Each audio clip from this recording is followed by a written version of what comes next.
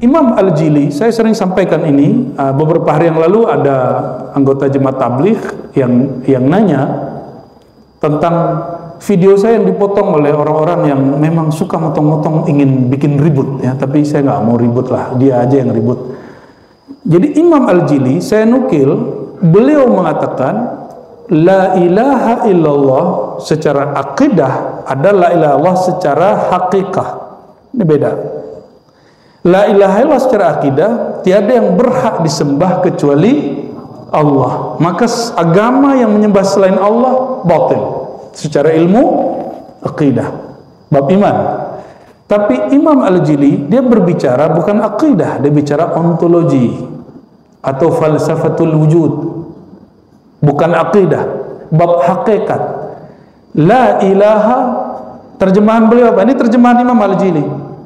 Tiadalah Tuhan yang disembah illallah kecuali Allah. Maka siapapun Tuhan yang disembah di alam ini secara hakikat dikembali kepada Allah, tetapi kelompok-kelompok itu tidak sempurna dalam menyembah. Ada yang hanya menyembah rezeki, maka dia manifestkan dalam bentuk kucing yang begini-gini tuh, ya. Ada yang menyembah kepada gunung karena terlihat tinggi dan hebat. Ada yang menyembah matahari karena sumber hayat kehidupan alam. Dia hanya menyembah satu nama, hayat. Ada yang menyembah Nabi Isa karena bisa menghidupkan yang mati. Dan imam yang saya sering sebut, murid dari Imam Syazili, guru dari pengarang hikam, Al-Mursi, Abul Abbas Mursi. Apa kata beliau? Dirinya wali, kolbunya wali itu penuh dengan nur asma dan sifat Allah. Jika disingkap orang mengira itu Allah, maka fa'abaduhu, mereka mengira itu Allah, mereka akan sembah. Itulah yang terjadi pada Nabi Isa. Kita lagi menjelaskan itu, cuma dipotong-potong ya. Dikira saya membolehkan menyembah Nabi Isa.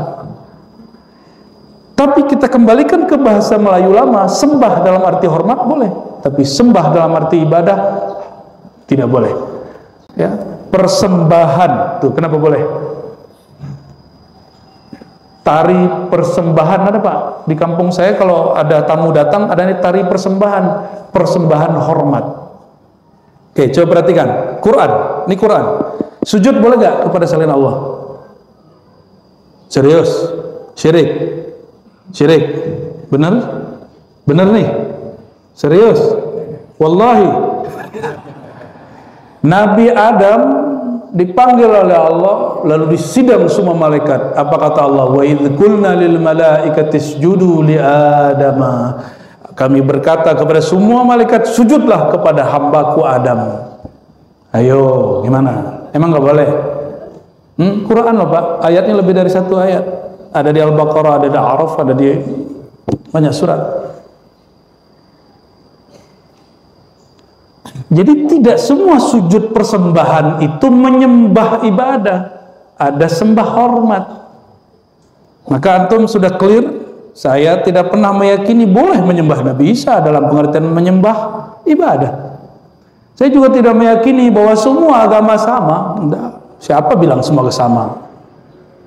Itu orang emosional, orang emosi, akalnya hilang 2/3, bukan lagi setengah. Maka dia ingin mencari kesalahan orang, yang penting diambil kuat-kuatnya. Insya Allah kita tenang-tenang aja ya. Kita mah tenang-tenang aja ya. Jadi itu penjelasan bab hakikat ya. Jadi la ilaha fil haqiqah, tiada Tuhan yang disembah secara hakikat kecuali Allah. Namun mereka menyembah Allah tidak sempurna. Apa kata Imam Al-Jili? Makanya ngaji, jangan ngaji di YouTube doang. Ya, al-ma'bud al-hakiki Allah, ma'bud hakiki Allah, dan yang menyembah Allah secara utuh hanya Nabi Muhammad SAW dan umat Nabi Muhammad SAW. Saya umat Nabi Muhammad SAW. Maka dalam bab hakikat bahasanya bukan benar salah sesat, enggak.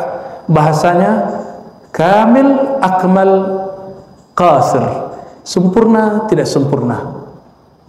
Itu bahasa hakikat. Jadi kalau ada orang ngomong hakikat sombong, dia belum nyampe kepada puncak hakikat.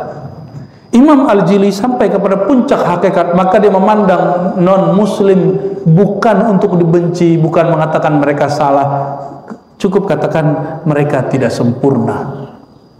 Itu bahasa hakikat, bukan bahasa akidah. Ya, ilmu itu luas. Ya, a'rafun nas bil khilaf, a'rafuhum bid din. Orang yang paling mengenal perbedaan faham, perbedaan ilmu A dengan ilmu B, itu orang yang paling paham beragama. Ya, jadi kalau ada antum ditanyain orang mengenai kalimat-kalimat saya tadi, itu bukan kalimat saya, tapi kalimat dari Imam Al-Jili. Babnya bukan bab akidah, tapi bab haqiqah. Bab haqiqah, bab ontologi, tidak wilayah hukum akidah, dia wilayah yang lain. Wilayahnya bukan benar salah, wilayahnya sempurna tidak sempurna, elok kurang elok. Dan saya sedang mencoba mengedukasi diri saya sendiri dan kita semua supaya kita upgrade dari sekedar bab akidah naik ke bab haqiqah, biar jadi rahmat bagi alam semesta, bukan menjadi musuh orang yang berbeda. Wallahu a'lam bishawab.